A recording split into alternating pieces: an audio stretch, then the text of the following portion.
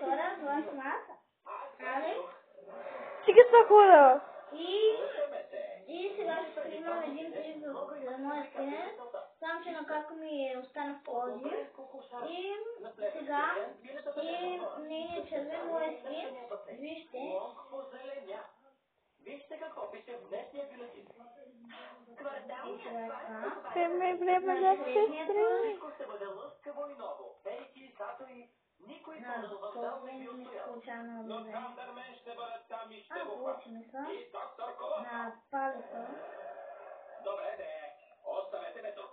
Няма да ви пискам пободките, докато ми няма. И сега ще ставаме на секрето.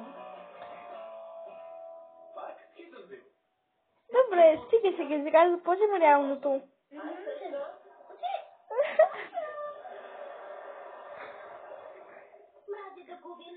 Продължавай.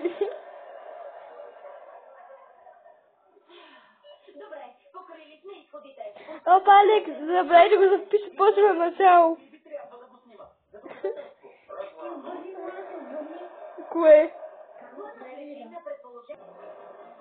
Те ми неща, сега нещо снимам един клип. Тя ми пресака знам. Ей, гарантио, вече е сутрин. Някой водаля? Продължавай. Продължавайте. Татко, ти ай близо, да го пише. Добре, хора. Прецакайте, Алекс, иска да спра пауза. Дълги службе.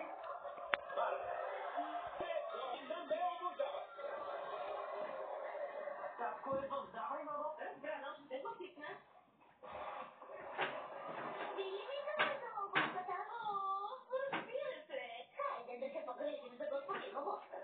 Имам идея. Чакай, какво ще покажа?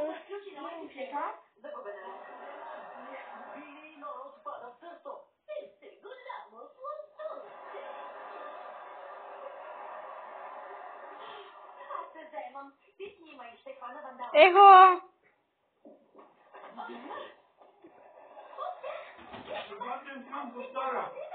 Как се казва?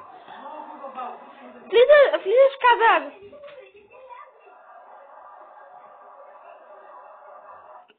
И хора, абонирайте се на мен, лайкайте.